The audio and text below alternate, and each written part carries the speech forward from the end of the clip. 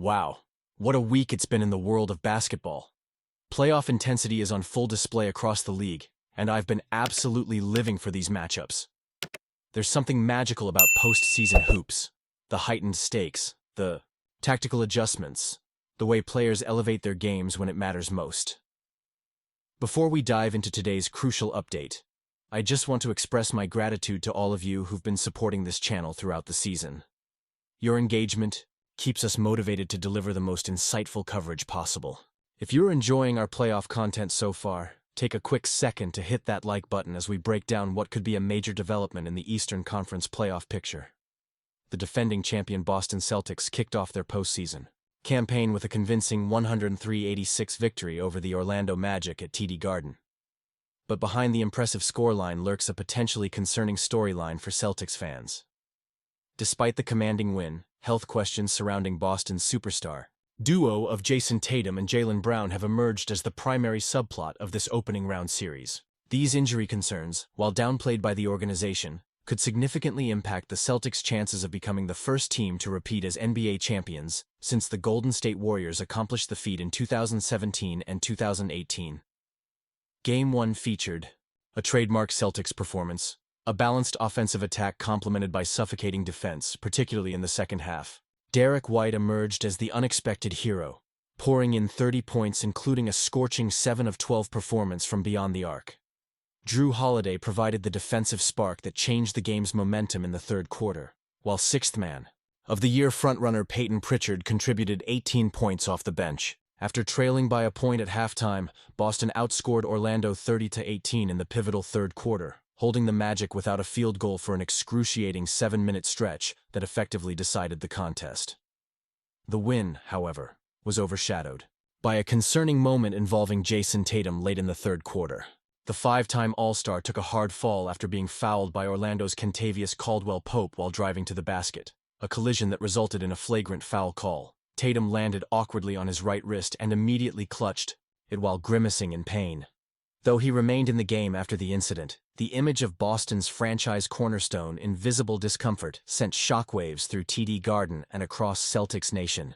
While Tatum finished with a respectable 17 points and 14 rebounds, his shooting efficiency, 6 for 17 from the field, suggests the wrist may have affected his performance down the stretch.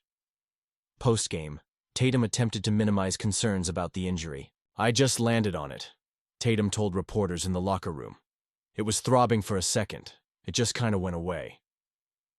Team sources confirmed that X-rays were negative, and Tatum has not been listed on the injury report ahead of Wednesday's Game 2. While this represents positive news for Boston, medical experts note that wrist injuries can often reveal more significant damage in follow-up examinations once swelling subsides. Tatum's durability has been remarkable throughout his career. He's appeared in at least 72 games in each of the past 4 seasons, but the cumulative toll of deep playoff runs and international competition raises legitimate questions about how this injury might affect his performance moving forward. Perhaps more concerning for the Celtics' championship aspirations is the ongoing knee issue plaguing Jaylen Brown. The All-Star wing has been managing a bone bruise in his right knee since February, an injury that reportedly required pain-killing injections prior to Game 1. When questioned about his health status during the post-game press conference, Brown was noticeably terse. "I'm not here to talk about my knee, guys. It is what it is. I'm focused on Orlando." This response, coupled with his body language, suggests the injury may be more significant than the organization has publicly acknowledged. Despite the discomfort, Brown managed 16 points and 5 rebounds in 30 minutes of action, though his explosive first step appeared somewhat compromised in half-court situations. Head coach Joe Mazzulla attempted to project confidence about Brown's condition while acknowledging the team's cautious approach. "He looks good," Mazzulla stated. "He's right where he wants to be. He's right where we need him to be, and we're going to continue to rely on him." Reading between the lines, this statement suggests the Celtics have established clear load management protocols for Brown throughout the playoffs. With the team's championship aspirations hanging in the balance, finding the optimal balance between rest and rhythm for their star wing will be a critical factor in their title defense.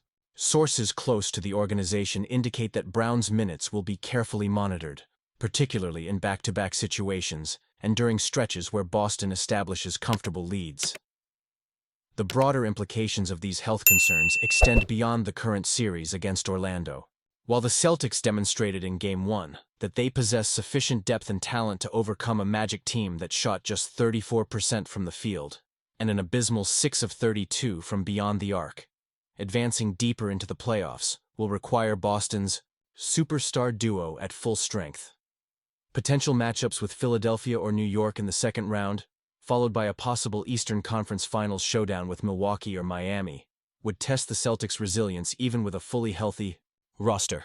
The physical nature of playoff basketball, where whistles are less frequent and defensive intensity ratchets up considerably, creates an environment where nagging injuries can quickly escalate into performance-limiting conditions. For now, Boston's immediate focus remains on Wednesday's Game 2 and establishing a commanding 2-0 series lead before the action shifts to Orlando. The team will benefit from a rest day on Monday, followed by a light practice session on Tuesday, where the medical staff will thoroughly evaluate both Tatum's wrist and Brown's knee. While neither player is expected to miss Game 2, their effectiveness and minute allocations will be scrutinized closely by both the coaching staff and observers around the league. If the Celtics can continue their defensive dominance while getting more efficient offensive performances from their stars, they'll be well positioned to head to Orlando with a comfortable series advantage. I've covered championship teams throughout my career, and I can tell you that the difference between winning and losing a title often comes down to health more than talent or strategy. The Celtics have absolutely constructed a championship-caliber roster with the depth to weather some storms, but any significant limitations to Tatum or Brown would dramatically alter their ceiling. The coming days will tell us much about how serious these injuries truly are, and how effectively the organization can manage them throughout what they hope will be another championship run. What's your take on the situation? Are you concerned about Tatum's wrist or Brown's knee? Do you think these injuries could derail Boston's repeat hopes, or do you trust the team's depth to carry them through? Drop your thoughts in the comments below. I'm particularly interested to hear if you believe Coach Mazzulla should limit their minutes in Game 2, or let them play through the discomfort.